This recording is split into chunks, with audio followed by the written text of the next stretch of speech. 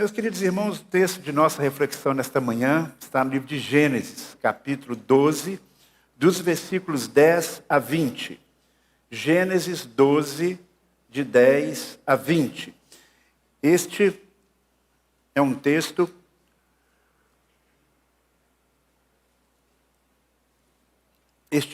que traz uma história que talvez não seja conhecida de muitos irmãos, de muitas pessoas, mas é um texto que apresenta uma faceta bem interessante de um homem que é bem conhecido. Você vai perceber na leitura do texto que nós vamos estar falando de Abrão. Mas este Abrão é o mesmo Abraão. É que Deus, depois de um tempo, mudou o nome dele de Abrão para Abraão. E também o nome da sua esposa, que se chamava Sarai, e passou a chamar-se Sara. Acompanhe comigo, então, o texto sagrado, lendo na sua Bíblia ou aqui na tela, como você preferir. Diz assim a palavra de Deus em Gênesis 12, 10. Naquele tempo, uma fome terrível atingiu a terra de Canaã, e Abrão foi obrigado a descer ao Egito, onde viveu como estrangeiro. Aproximando-se da fronteira do Egito, Abrão disse a Sarai, sua mulher: "Você é muito bonita. Quando os egípcios a virem, dirão: é mulher dele. Vamos matá-lo para ficarmos com ela. Diga, portanto, que é minha irmã. Eles pouparão minha vida por sua causa.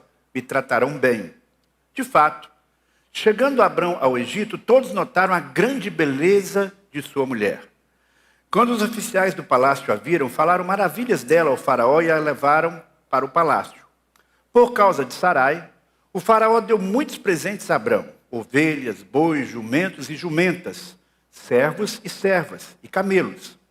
Mas por causa de Sarai, mulher de Abrão, o Senhor enviou pragas terríveis sobre o faraó e sobre os membros de sua casa. Por isso o faraó mandou chamar Abrão e disse: "O que você fez comigo? Por que não me disse que ela era sua mulher? Porque disse que era sua irmã e permitiu que a tomasse como esposa. Aqui está sua mulher. Tome-a e vá embora daqui."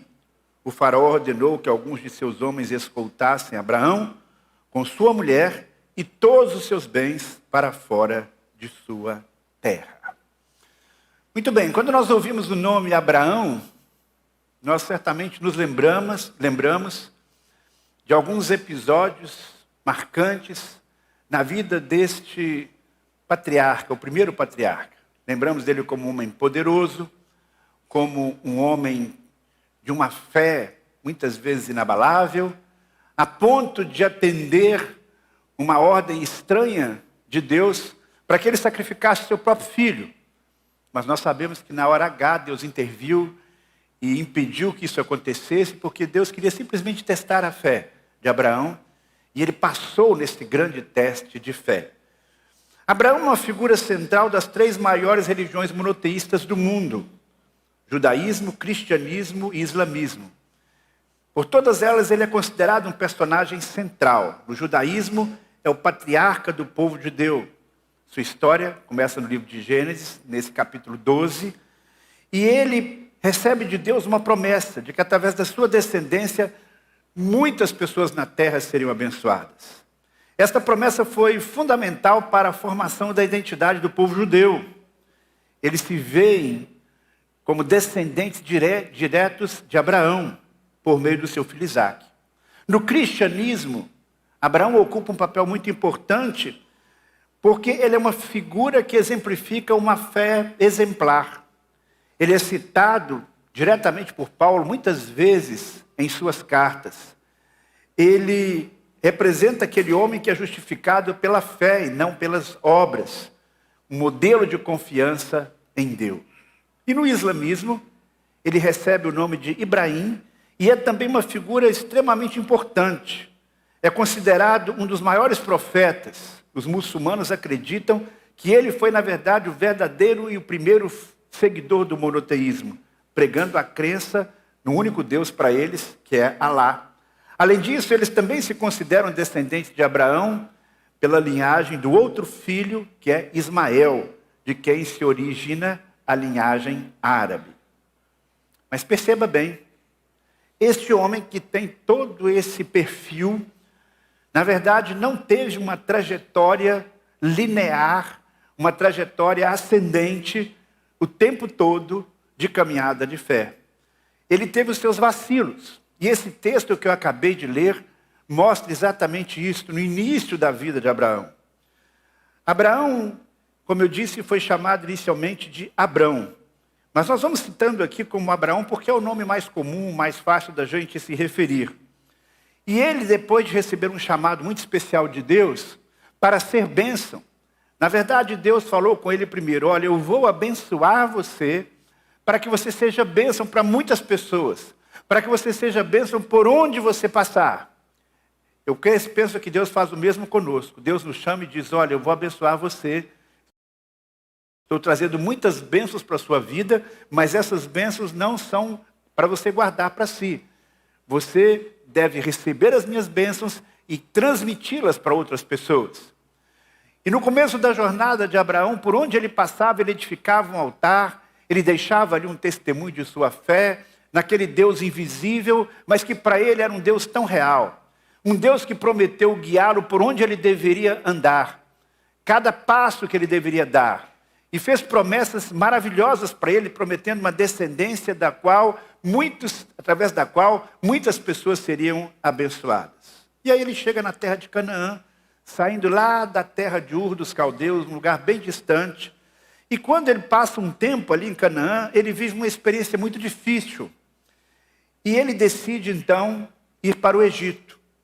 Nesse contexto, ele experimenta um sentimento que todos nós, em algum momento da nossa vida, já experimentamos. O sentimento de medo. Quais são as situações que provocam medo em seu coração? Todos nós experimentamos o medo de alguma forma, desde a nossa infância, às vezes até mesmo na velhice. O medo não é necessariamente um sentimento ruim. Dependendo do contexto, medo pode representar proteção. Temos uma situação ameaçadora, perigosa. Se nós não temos esse filtro do medo, podemos nos arriscar e sofrer sérias consequências. Mas, por outro lado, existe aquele medo que tem outras nuances. Existem situações em que o medo nos paralisa quando não deveria nos paralisar.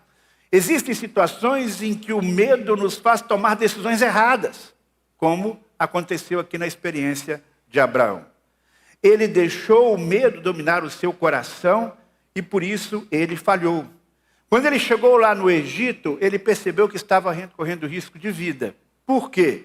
Porque ele tinha uma esposa que, apesar da idade, ela já tinha mais ou menos aí uns 70 para 80 anos, ela era muito bonita. E aí ele estava num contexto completamente adverso, porque naquela região, o faraó tinha muitos poderes totais. Ele tinha a seu dispor homens que andavam pelo reino, escolhendo as mulheres mais bonitas para serem compradas para o seu harém. E essas mulheres ficavam à disposição de Faraó. Mulher bonita não era para qualquer um, era só para os ricos. Mas não tinha choro. No harém de Faraó, quando a mulher era comprada, ela não tinha escolha. Quero, não quero, não. Eu penso que, naquele contexto, ser um pai de uma mulher feia era bem melhor, não é? Porque ela podia certamente se casar com alguém, constituir a sua família, mas as bonitas tinham essa sina.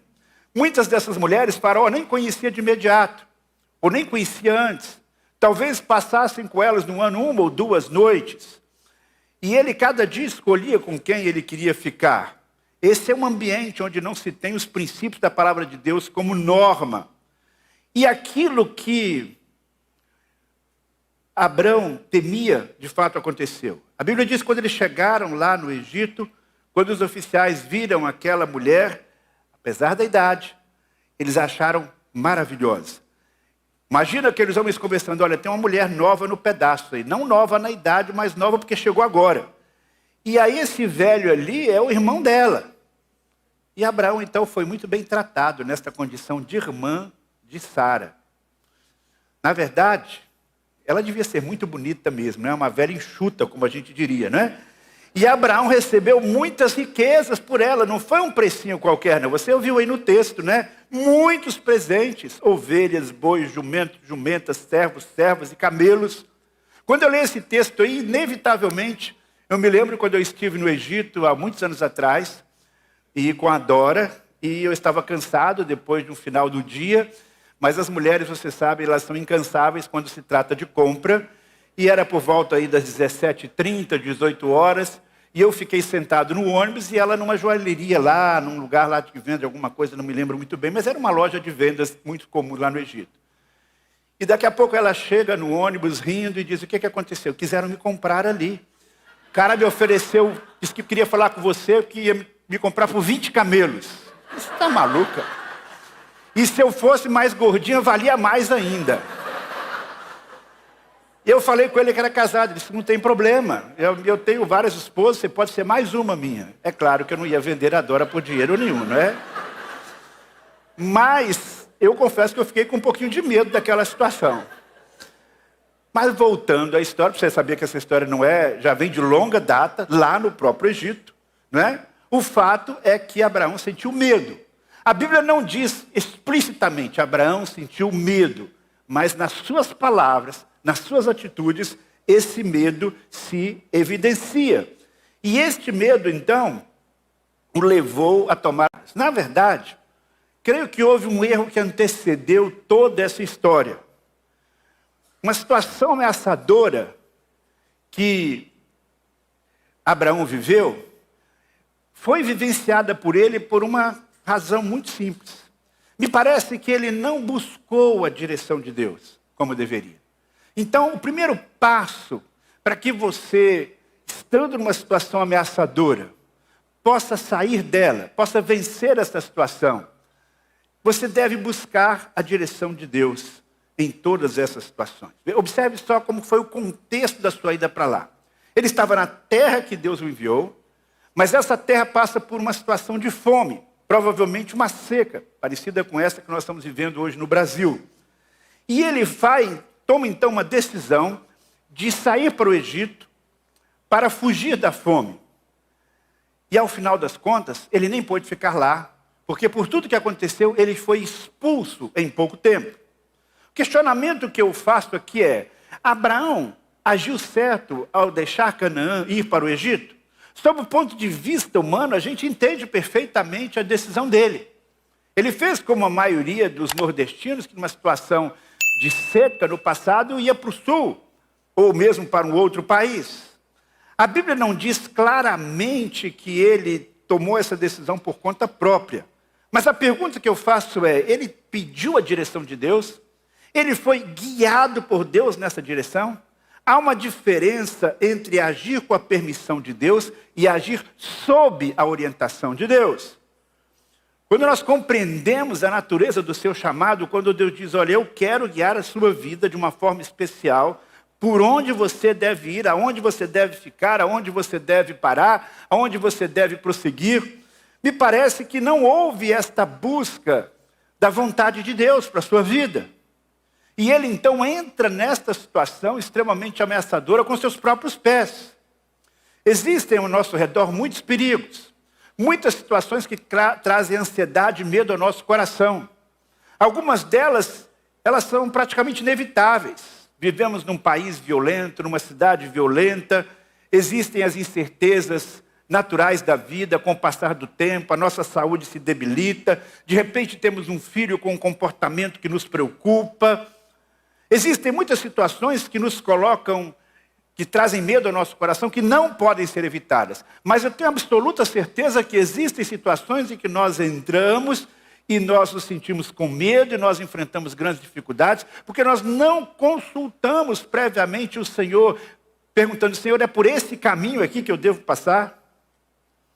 Muitas vezes enfrentamos situações críticas, como Abraão experimentou, indo para o Egito, porque nos precipitamos. Saímos de um lugar para o outro sem a plena convicção que é Deus que está nos dirigindo naquela direção. E o que parece ser uma decisão correta, quando encontramos uma situação crítica, de dificuldade, se torna uma situação ou uma decisão que se torna um desastre depois. Nem sempre é fácil discernirmos a vontade de Deus para a nossa vida. Mas a Bíblia mostra que isso é perfeitamente possível. E nós devemos continuar insistindo nessa direção, pedindo a Deus sempre sabedoria. O medo muitas vezes domina a nossa vida, simplesmente porque nós agimos antes dentro do nosso próprio pensar, tão somente. E seguimos uma direção que não representa o ideal de Deus para a nossa vida. Então, o primeiro passo a ser dado, para que você possa evitar ou vencer situações ameaçadoras, é esse. Senhor, me orienta a cada dia, para que eu não entre desnecessariamente em uma situação que vai me colocar diante de grandes dilemas, difíceis de decidir, situações ameaçadoras. Mas uma vez que você já está vivendo a situação, qual é o novo desafio? Qual é o grande desafio? É manter a integridade. Mantenha a sua integridade. Quando ele chega no Egito, o medo se instalou definitivamente no seu coração. Se antes era o medo da seca, da fome, agora ele está se sentindo ameaçado, porque quando ele tem contato com aquela cultura, e ele sabe que os esposos de esposo de mulher bonita, era uma situação perigosa, ele chega, elogia a sua esposa, muito bem, fez isso, e ele diz, olha, eles vão me matar. Eles vão deixar você viva. Diga então que é minha irmã, para que eles me tratem bem. E a sua vida e a minha vida seja poupada. Na verdade, o que ele estava propondo para sua esposa era uma meia-verdade. Porque Sara era sua irmã por parte de pai, mas não por parte de mãe. Então não era propriamente uma mentira completa. Mas como eu já tenho dito aqui, a meia-verdade é sempre uma mentira. Não existe meia-verdade. Meia-verdade é uma mentira inteira. E o que levou Abraão a mentir? Ainda que fosse por um motivo justo, ele falhou. Os fins não justificam os meios. Nós somos desafiados a manter a nossa integridade, a termos uma palavra absolutamente confiável, a não escondermos os fatos para enganar as pessoas.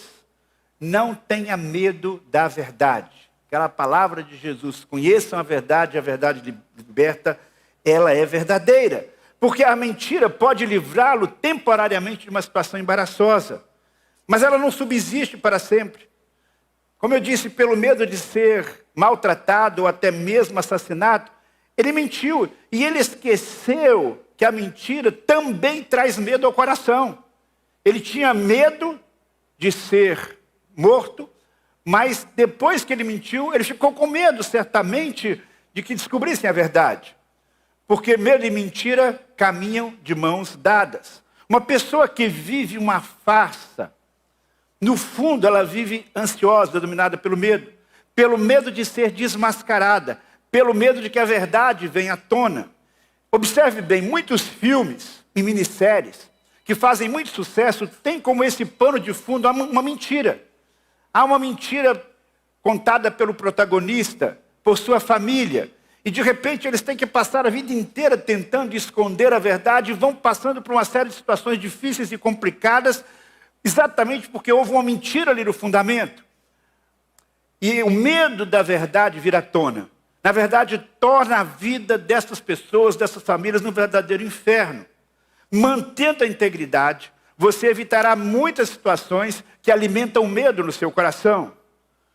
Por outro lado, não permita que uma ameaça domine a sua vida e que você siga o caminho da meia-verdade, o caminho da mentira. O grande problema é que, frequentemente, nós não mentimos sozinhos. Quando há algo muito sério, nós acabamos convidando outras pessoas ou sendo obrigados ou pressionados pelas circunstâncias a convidarmos outras pessoas a mentirem conosco. Foi o que aconteceu na experiência de Abraão. Não apenas ele mentiu, mas ele combinou com a sua esposa a mentira. E ela se tornou cúmplice dele nesse processo.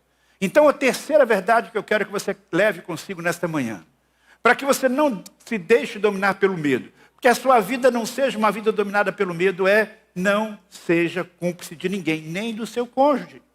Você já deve ter ouvido um casal se declarar assim, às vezes até mesmo na cerimônia de casamento, olha, eu sou cúmplice seu por toda a vida, nós somos cúmplices um do outro. Alguém comentando, aquele casal tem uma cumplicidade incrível. Bem, se isso se refere a uma harmonia muito grande, ao desejo de fazer as coisas juntas, mesmo que eles não tenham que revelar tudo para as outras pessoas, pode ser que essa expressão seja adequada. Mas a palavra cumplicidade, ela está mais ligada a alguma coisa que você faz com o outro, com a companhia do outro, com a aquiescência do outro, mas que é errado. É ter um acordo em que você tem uma lealdade com a outra pessoa para fazer algo errado, ou para esconder um mal feito, que é maior do que a sua lealdade com Deus. Bons casamentos, bons relacionamentos envolvem parcerias, segredos um com o outro, disposição de sacrificar-se um pelo outro, mas não é preciso chegar, e nem se deve chegar, nesse nível da cumplicidade quando se implica em ser conivente com uma mentira. Abraão, a semelhança de Ananias e Safira, combinou com a sua esposa o que eles deveriam falar, só que era mentira. Se você está concordando com o erro do seu esposo, da sua esposa, de alguém da sua família, ocultando algo que se vir à tona pode dar problemas, mas envolvendo mentiras, deixe isso, meu irmão. Não seja conivente, não seja cúmplice do mal. É interessante que o medo do patriarca Abraão contaminou até mesmo o coração de Sara. E ela o obedeceu e ela não foi capaz de confrontá-lo neste aspecto. O que faltou a ambos? Faltou a plena confiança em Deus. E aqui eu tenho então a quarta proposta. Para que você e eu, para que não vivamos presos, dominados pelo medo. Confie plenamente no cuidado de Deus. Por que o medo? Caminha com medo aquele que não consegue confiar plenamente na providência de Deus. Deus havia feito para Abraão promessas tão maravilhosas e ele nem tinha começado a cumprir essas promessas ainda. A caminhada espiritual de Abraão envolveu um longo aprendizado. Lembre-se que ele não teve uma caminhada ascendente linear, altos e baixos. Nesse sentido, a caminhada de Abraão talvez se pareça muito com a nossa caminhada. Nós temos também diante de nós desafios, problemas, situações ameaçadoras. Essas situações podem contribuir para o fortalecimento da nossa fé, desde que não nos deixemos dominar pelo medo. Abraão falhou, por incrível que pareça, não apenas essa vez, mas lá no capítulo 20, mais adiante, quando ele estava em Gerar, diante do rei Abimeleque, ele cometeu de novo esse mesmo erro, mentiu de novo, deixou de confiar em Deus outra vez e contou exatamente a mesma mentira. Eu fico olhando para essa experiência de Abraão e pensando, será que o mesmo não acontece conosco também? Será que às vezes os anos passam e nós repetimos os mesmos erros que cometemos lá no passado? Minha oração é que nesse aspecto façamos diferente de Abraão. Que possamos aprender com os nossos próprios erros. Que possamos, errando uma vez, na próxima vez, colocar a nossa confiança no Senhor, na certeza de que o Senhor vai nos dar, vai cuidar, vai nos dar o que nós precisamos. Que situações na sua vida, você olhando retrospectivamente, reconhece, aqui eu tomei uma decisão errada por medo, aqui eu deixei de dar um passo de fé por medo. Em que situações você deu um passo de fé e você percebeu Deus cuidando e providenciando tudo o que você precisava? Não se precipite. Não tente fazer as coisas do seu jeito, mas confie no Senhor, que Ele vai prover o que você precisa, sem que você tenha que comprometer a sua integridade, sem que você tenha que ser cúmplice de quem quer que seja. Mas há um último aspecto que eu gostaria de destacar. Deus desafia a que possamos viver uma vida de fé, a não nos deixarmos dominar pelo medo, para que nós possamos ser bênção e não maldição para as outras pessoas. As consequências do medo motivado pela falta de fé prejudicaram não só Abraão, mas trouxeram sérios problemas para as pessoas ao seu redor. Lá no versículo 17 nós lemos, por causa de Sarai, mulher de Abraão, o Senhor enviou pragas terríveis sobre Faraó e sobre os membros da sua casa. Lá em Gênesis capítulo 20, quando ele repete esse erro, ele recebe um carão do rei. Olha só o que o rei vai falar para ele. Por que você, que nos fizeste? Pequei contra ti, para trazeres a mim ao teu reino tamanho pecado. Tu fizeste aquilo que não deverias ter feito. Por que você fez isso? Esse rei aqui está repetindo exatamente o que Faraó questiona Abraão, quando ele se envolve em toda essa situação. Por isso o Faraó mandou chamar Abraão e disse, o que você fez comigo? Por que não me disse que ela era sua mulher? Por que você disse que ela era sua irmã? Aqui está a sua mulher, vai embora. E ele colocou até uma escolta para que ele saísse o mais rápido possível. Você já viveu algo semelhante? Espero que não. Ser repreendido duramente uma pessoa que não é um filho de Deus, não é da família de Deus, porque você errou, porque você mentiu, porque você pisou na bola, que vergonha! Deus chama Abraão para ele ser bênção por onde quer que ele passa, e ele vai agora chegando no Egito, e ao invés de ser bênção, traz maldição. Quando nós nos deixamos dominar pelo medo, nós falhamos em nosso testemunho. E o que é mais complicado, muitas vezes falhamos não apenas ali naquele contexto específico, mas nós acabamos deixando um legado negativo para os nossos filhos. É interessante que Isaac, um homem tão temente a Deus, tão extraordinário em várias áreas da sua vida, veja só o que aconteceu com ele. Isaac não viu esse acontecimento, mas soube disso. E quando ele estava mais idoso, mais velho, já casado, veja só o que aconteceu com o filho de Abraão, Isaac. Quando os homens que viviam na região perguntaram a Isaac sobre Rebeca, sua mulher, ele disse: a minha irmã teve medo de dizer a minha mulher, pois pensou, ela é tão bonita que os homens vão me matar por causa dela. Exatamente o mesmo erro de seu pai Abraão. Quando nós cometemos certos erros e não nos arrependemos, nós corremos o risco de ver esse mau exemplo impactando a vida dos nossos filhos. Quais são os seus medos? Há medos no seu coração que revelam falta de fé no cuidado de Deus? Há ansiedade em sua alma por situações, quando você vive situações ameaçadoras? Converse com Deus. Peça a direção dele. Peça a Deus coragem para falar a verdade, custe o que custar. Não envolva outras pessoas nas suas mentiras. Não chame ninguém para ser cúmplice daquilo que muitas vezes o inimigo coloca na sua mente, no seu coração. Confie totalmente no Senhor. Confie no tempo de Deus. Confie no cuidado de Deus. E você levará bênção por onde passar e não maldição. É interessante que Deus usa pessoas imperfeitas para cumprir os seus propósitos. Os erros de Abraão não inviabilizaram toda a sua carreira, mas é melhor seguir com fé, com determinação e com arrependimento. Nós podemos e devemos aprender com os erros dos que vieram antes de nós. Aliás, nós temos uma responsabilidade maior do que os patriarcas. O conhecimento que eles tinham de Deus, a revelação de Deus era muito menor. Nós não precisamos viver dominados pelo medo, mesmo diante de situações ameaçadoras. Porque além do exemplo deles, que nós podemos observar, nós temos a palavra de Deus que nos desafia a colocar a nossa confiança plena no Senhor. Nós temos em nosso coração o Espírito Santo habitando permanentemente em nós. E Ele é o nosso conselheiro. E Ele é aquele que nos dá coragem. Ele é aquele que nos dá empoderamento diante de todos os desafios que surgirem em nossa jornada. Portanto, não deixe o seu coração ser dominado pelo medo. Que Deus nos abençoe. Amém.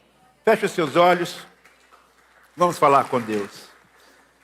Querido Pai do céu, queremos, ó Senhor, a Tua bênção para as nossas vidas nesta área.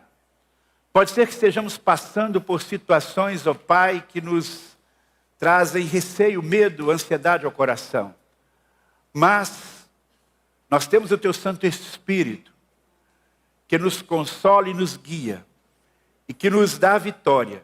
E nós queremos ter a vitória não pelos nossos próprios métodos, não pelas nossas artimanhas, não pelo caminho da mentira, mas guia-nos pelo caminho da verdade. E na hora exata nos dá livramento, para que nós possamos manter a Tua bênção sobre a nossa vida e que possamos abençoar pessoas por onde quer que passarmos. É o que eu te peço, Pai, para a minha vida e para a vida dos meus irmãos nesta manhã. No nome de Jesus. Amém. De pé, vamos louvar ao Senhor.